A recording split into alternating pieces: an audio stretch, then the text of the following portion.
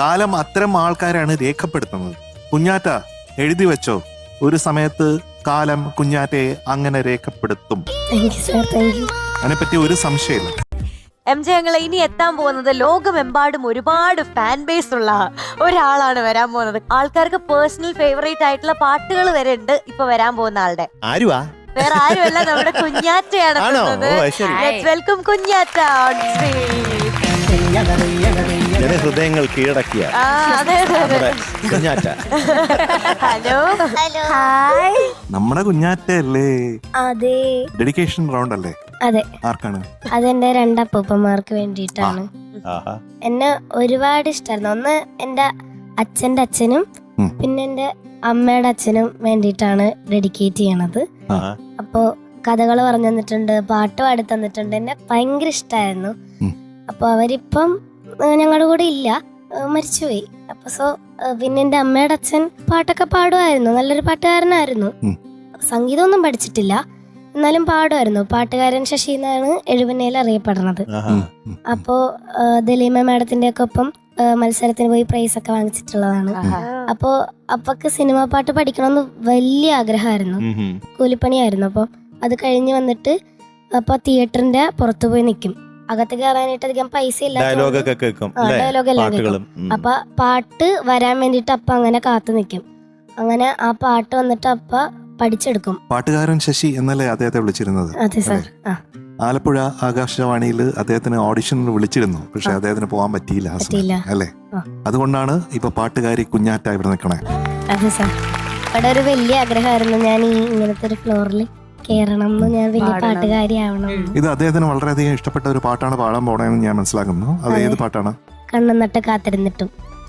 അപ്പടെ favourite ആയിട്ടുള്ള പാട്ടാണ്. കുഞ്ഞാറ്റയ്ക്ക് ഒരുപാട് പാടി തന്നിട്ടുണ്ടോ പാട്ട്?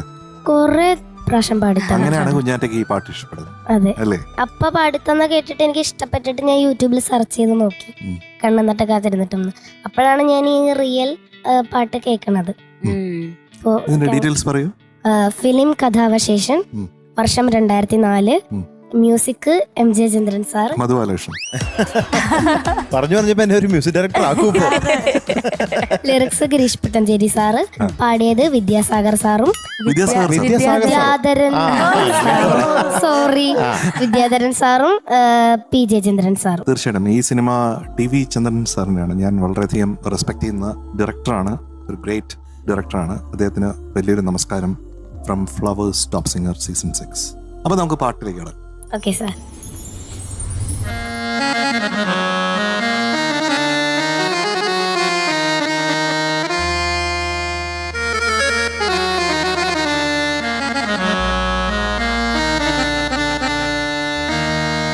കണ്ണ് നട്ട് കാത്തിരുന്നിട്ടും കണ്ണ് നട്ട് കാത്തിരുന്നിട്ടും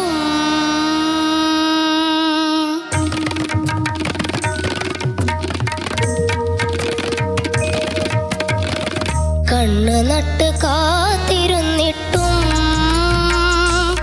എന്റെ കരളിന്റെ കരിമ്പ് തോട്ടം കട്ടെടുത്തതാരാണ്?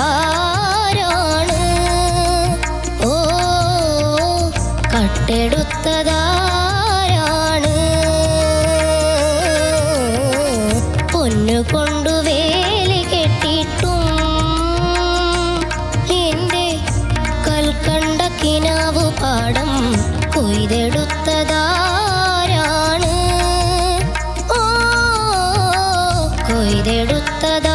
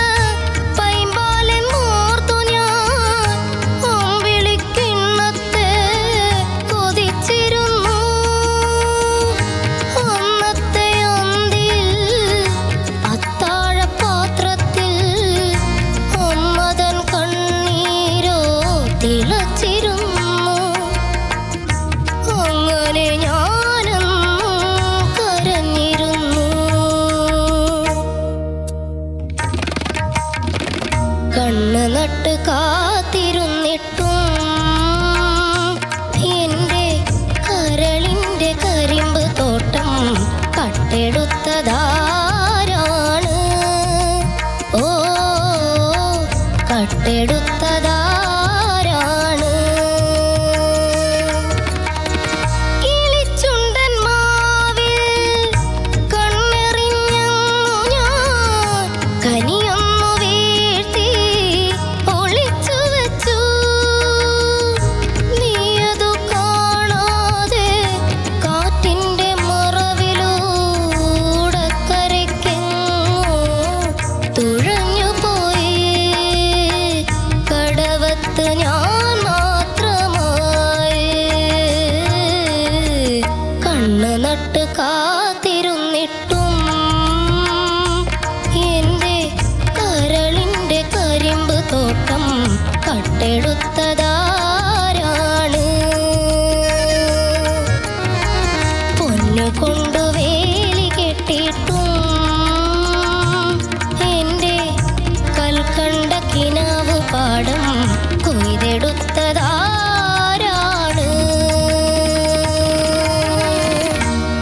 വെരി നൈസ് മോളെ. നമ്മുടെ കുഞ്ഞാറ്റയുടെ പാട്ടിനെ പറ്റി പറയുന്നതിന് മുമ്പേ എനിക്ക് വളരെയധികം ഹൃദ്യമായിട്ട് തോന്നിയിട്ടുള്ളത് രണ്ട് വലിയ കലാകാരന്മാർ ഇവിടെ ഇരിക്കുന്ന. ഞാൻ വളരെ ശ്രദ്ധിച്ചാണ് ഇതിൻ്റെ ഓരോ തബല ടേക്കുകളും അങ്ങനെ നിശ്ചയിച്ച് റെക്കോർഡ് ചെയ്തത്. അപ്പോൾ അത് ആനന്ദ്ജിയും മുരളിജിയും ഒരു വലിയ സെല്ല്.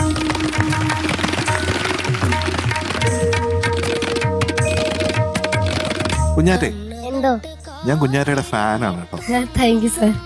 ഇതിലുള്ള എല്ലാ പാട്ടുകളും ഇവിടെ പാടിയത് എൻ്റെ മനസ്സിലുണ്ട്. ഓരോന്ന് ചോദിച്ചാൽ എനിക്ക് അറിയാൻ പറ്റും. ഞാൻ പറയും ഇതല്ലേ അതല്ലേ എന്ന്. ഇന്നിപ്പോൾ എൻ്റെ ഒരു പാട്ട് പാടി. ഇത് എനിക്ക് വളരെയധികം ആത്മബന്ധമുള്ള ഒരു സോങ്. അപ്പോൾ അത് കുഞ്ഞാറ്റയുടെ രീതിയിലാണ് പാടിയത്. അതാണ് എനിക്ക് ഏറ്റവും ഇഷ്ടപ്പെട്ടത്. Thank you sir. Thank you. Vidyadharan master എന്ന് പറയുന്ന ഒരു മഹാനായിട്ടുള്ള ഒരു സംഗീതജ്ഞൻ.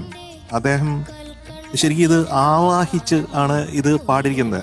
ടച്ചിങ് ദ സോൾ എന്ന് പറയുന്നത്. അതെ അതെ. അത് വെറും പാട്ട് പാടലല്ല. അതാണ് ഞാൻ കുഞ്ഞാറ്റയിലും കാണുന്നത്. വെറും പാട്ട് പാടലല്ല, അത് അനുഭവിക്കുന്നു എന്നുള്ളതാണ്. Thank you sir. അത്തരത്തിൽ അനുഭവിക്കുന്നവര് മാത്രമാണ് വലിയ വലിയ കലാകാരന്മാരായിട്ട് പറയുന്നത്. Thank you sir. കാലം അത്തരം ആൾക്കാരാണ് രേഖപ്പെടുത്തുന്നത്. കുഞ്ഞാറ്റ എഴുതി വെച്ചോ, ഒരു സമയത്ത് കാലം കുഞ്ഞാറ്റയെ അങ്ങനെ രേഖപ്പെടുത്തും. Thank you sir. Thank you. അതിനെപ്പറ്റി ഒരു സംശയമില്ല.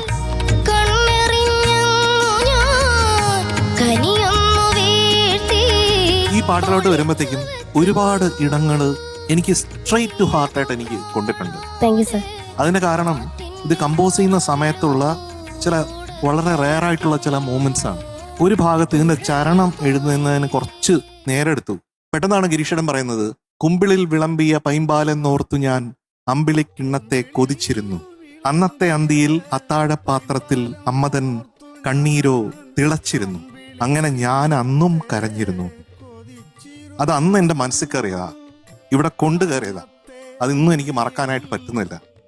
ഇത് കഴിഞ്ഞിട്ട് ഇതിന്റെ ഒരു ഈണ ഇട്ടപ്പോഴത്തേക്കും ഉണ്ട് ഗിരീഷേട്ടൻ എൻ്റെ അടുത്തോട്ട് ഇങ്ങനെ ഓടി വന്നിട്ട് എന്നെ കെട്ടിപ്പിടിക്കുക.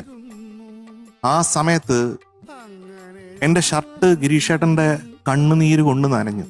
എന്ത് പറ്റി ഗിരീഷേട്ടാ? അപ്പൊ പറഞ്ഞു, ഈ പാട്ടില് എൻ്റെ ജീവിതമുണ്ട് കുട്ടാ. ഗിരീഷേട്ടൻ വളർന്ന സാഹചര്യങ്ങളും ആ വീടും അച്ഛനും അമ്മയും ആ ലോകവും പ്രാവുകൾ കുറുകുന്നതും അന്നും അങ്ങനെ ഞാൻ കരഞ്ഞിരുന്നു എന്ന് പറയാം. ഗിരീഷേട്ടൻ സ്വന്തം കഥ എഴുതി വെക്കുന്ന പോലെയായിരുന്നു. അപ്പൊ അങ്ങനെ ഒരു പാട്ട് ഇന്ന് ഇവിടെ കൊണ്ടുവന്ന് പാടിയതിന് പ്രത്യേകിച്ച് വളരെയധികം സന്തോഷമുണ്ട്. എൻ്റെ കുഞ്ഞാറ്റേ, കുമ്പിളിൽ വിളമ്പിയ ആ വരികളൊക്കെ കുഞ്ഞാറ്റ പാടിയപ്പോഴത്തേക്കും അതിനൊരു ഹൃദയമുണ്ടായിരുന്നു. ചില നോട്ട്സൊക്കെ അങ്ങോട്ടും ഇങ്ങോട്ടും മാറിപ്പോയിട്ടുണ്ട്. അത് സാരമില്ല എൻ്റെ അഭിപ്രായത്തിൽ. കാരണം എക്സ്പ്രഷന് മേളിൽ ഒരു നോട്ടും ഒരിക്കലും ജീവിച്ചിട്ടില്ല. പിന്നെ ടെക്നിക്കൽ ബ്രില്യൻസ് വേണ്ട പാട്ടുകൾ ആ രീതിയിലായിരിക്കണം. ഇത് എക്സ്പ്രഷൻ ആണ് ഇതിൽ ഇമ്പോർട്ടൻ്റ് ആയിട്ടുള്ള ഒരു കാര്യം എന്ന് പറയുന്നത്. ആ എക്സ്പ്രഷൻസ് ഈ ശബ്ദത്തിലൂടെ വന്നപ്പോഴത്തേക്കും എനിക്ക് ഒത്തിരി ഇഷ്ടപ്പെട്ടു. അത് മാത്രമല്ല, രണ്ട് അപ്പൂപ്പന്മാർക്ക് വേണ്ടിയിട്ടുള്ള ഡെഡിക്കേഷനാണ്. That is great. ഇതിനൊക്കെ അപ്പുറം, ഈ സംഗതിക്കും ബാക്കി ടെക്നിക്കൽ ഡീറ്റെയിൽസിനും ഒക്കെ അപ്പുറം എനിക്ക് ഒത്തിരി ഒത്തിരി ഒത്തിരി അങ്ങ് ഇഷ്ടപ്പെട്ടു പോയി. ഒരു രക്ഷയില് എത്ര ഞാൻ വിചാരിച്ച പോലെ ഒന്ന് മാറ്റാൻ പറ്റില്ല. Thank you. അതാണ് കുഞ്ഞാറ്റ ഫ്ലേവർ. ഈ പാട്ട് കേൾക്കുമ്പോൾ ONV സാറിന്റെ വരികൾ ഓർമ്മ വരും. പുന്നെല്ലിൻ കതിരോലത്തുമ്പത്ത് പൂത്തുമ്പി പൊന്നോയലാടുന്ന ചേലു കാണാം, പുഴവക്കിൽ പൂക്കൈത കുളിർനില ചന്ദന കുറിയിട്ടു നിൽക്കുന്ന കാഴ്ച കാണാം. എന്തിനേ എന്തിനേ എന്തിനേ എന്തിനേ പോകും നാം എന്റെ നെഞ്ചിൽ കുറുകുന്ന പൊൻപ്രാവേ, പുന്നെല്ലിൻ കതിരോല തുമ്പത്ത് പൂത്തുമ്പി പൊന്നോയലാടുന്ന ചേലു കാണാം. ഈ പാട്ട് ഓർമ്മ വരും. കൂടുതലും അതിന്റെ കാരണം അതിന്റെ വരികളാണ്. അതിന്റെ അനുപല്ലവിയിൽ വരുന്ന കാണാതിരിക്കുമ്പോൾ കണ്ണു നിറയുമാ കാതര സ്നേഹത്തെ ഓർത്തിരിക്കാം, പുന്നെല്ലിൻ കതിരോല എന്ന് വരും. അമ്മയെ പറ്റിയിട്ട് പറയുന്ന വാക്കുകളാണ്. എനിക്കെപ്പോഴും ഈ പാട്ട് കേൾക്കുമ്പോൾ അറിയാതെ എൻ്റെ അടുത്ത പാട്ട് എപ്പോഴും പുന്നെല്ലിൻ കതിരോല. എനിക്ക് ഭയങ്കര ഇഷ്ടപ്പെട്ട 2 പാട്ടുകളാണ്. പിന്നെ കണ്ണുനട്ട് കാത്തിരുന്നിട്ടും എത്തുമ്പോഴത്തേക്ക് ഞാൻ ആ അവസാനത്തെ കടവത്ത് ഞാൻ മാത്രമായി എത്താൻ വേണ്ടിയിട്ട് ഞാൻ ഇങ്ങനെ വെയിറ്റ് ചെയ്യും. എത്രയോ പ്രാവശ്യം അതിങ്ങനെ ഇട്ട് കേട്ട് കേട്ട് കേട്ട് കേട്ട് ഞാൻ ഇങ്ങനെ ഇരിക്കും. എനിക്ക് ഒത്തിരി ഇഷ്ടമുള്ള പാട്ടാണ്. കുഞ്ഞാറ്റ പാടിയതും എനിക്ക് ഒരുപാട് ഇഷ്ടപ്പെട്ടു. Thank you so much for this beautiful song MG sir. 2 ചോദ്യം ചോദിക്കാനുണ്ട്. ആദ്യത്തെ ചോദ്യം എങ്ങനെയാണ് വിദ്യാധരൻ മാസ്റ്ററിലേക്ക് എത്തിയത് എന്നുള്ളതാണ്. രണ്ടാമത്തെ ചോദ്യം, സാധാരണ പാട്ടുകൾക്കൊക്കെ അനുപല്ലവിക്കും ചരണത്തിനു മുന്നേ ഇന്റർലൂഡ് ഉണ്ടാവും. ഈ പാട്ടിന് പക്ഷേ ചരണത്തിന് മുന്നേ ഒരു ഇന്റർലൂഡ് ഇല്ല. നേരെ ആ തുണ്ടുപല്ലവിന്ന് ഇങ്ങോട്ടേക്ക് വരികയാണ് ചെയ്തിട്ടുള്ളത്. അപ്പൊ അത് രണ്ടും എന്തുകൊണ്ടാണ് അങ്ങനെ ഒരു ചോയ്സ് എടുത്തത് എന്ന് പറയാമോ? ഇതൊരു കള്ളൻ പാടുന്ന പാട്ടാണ്. കള്ളന് കിട്ടിയ ഹാർമോണിയം വെച്ചിട്ട് ആ കള്ളൻ പാടുന്ന പാട്ടാണ്. കള്ളൻ പാടുന്നത് അയാളുടെ ജീവിതം.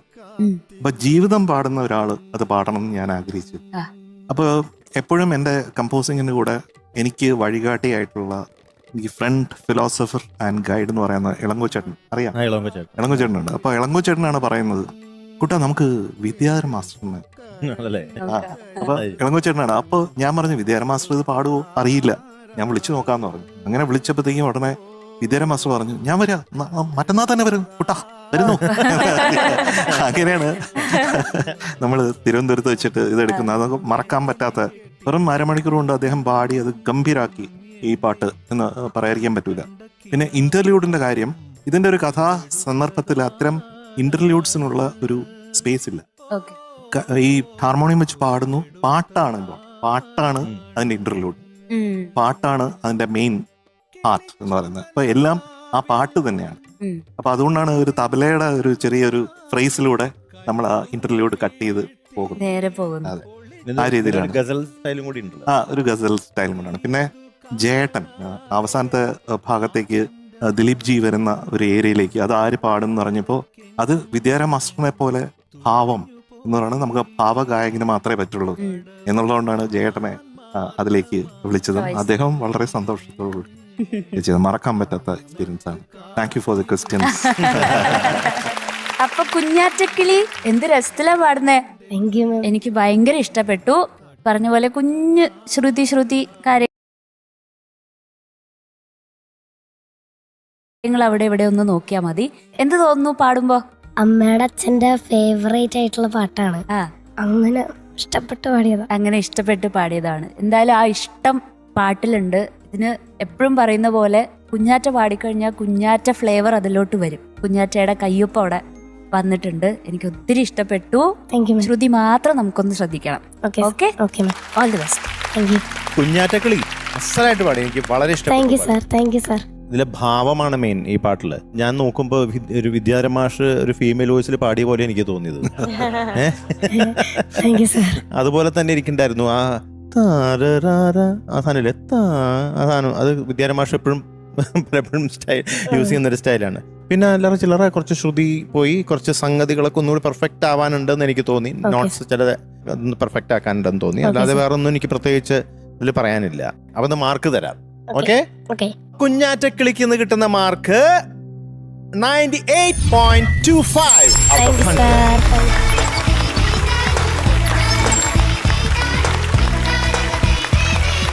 അത് മാത്രല്ല ഒരു സ്പെഷ്യൽ സന്തോഷമുണ്ട്. ഇന്നത്തെ അതെന്താണ്? നമ്മുടെ പെർഫോമർ ഓഫ് ദ ഡേ നമ്മുടെ കുഞ്ഞാറ്റക്കിളിയാണ്. ആഹാ, അപ്പൊ എം ജി അങ്കിളുടെ welcome, പാട്ടല്ലേ? MJ uncle. മിനുടി എന്തോ ആന പല്ലിരിക്കോ? നമ്മള് തേപ്പിച്ചാ തേക്കൂ. അത് നല്ലൊരു ഉത്തരാണല്ലേ. നല്ല ഉത്തരവാണ്, നമ്മൾ തേപ്പിച്ചാ തേക്കുന്നത്. ഓക്കെ, നമ്മുടെ കുഞ്ഞാറ്റക്കിളിക്ക് വിലീവായിട്ട് നൽകുന്ന ഒരു ഗിഫ്റ്റ് ഹാമ്പർ. ഇത് വെച്ച് പല്ലിരിക്കുക. 2 നേരം 3 നേരം പല്ല് തേക്കാം. അയ്യോ, വെട്ടിത്തിളങ്ങണം 2 നേരം മതിട്ടോ, അല്ലെങ്കിൽ ഇനാമലൊക്കെ അത് പോവും. തേഞ്ഞു തേഞ്ഞു പോകും. അപ്പൊ പോകും. Congratulations. All the best. All the best. Bye. ടാറ്റാ. Good night. Good night.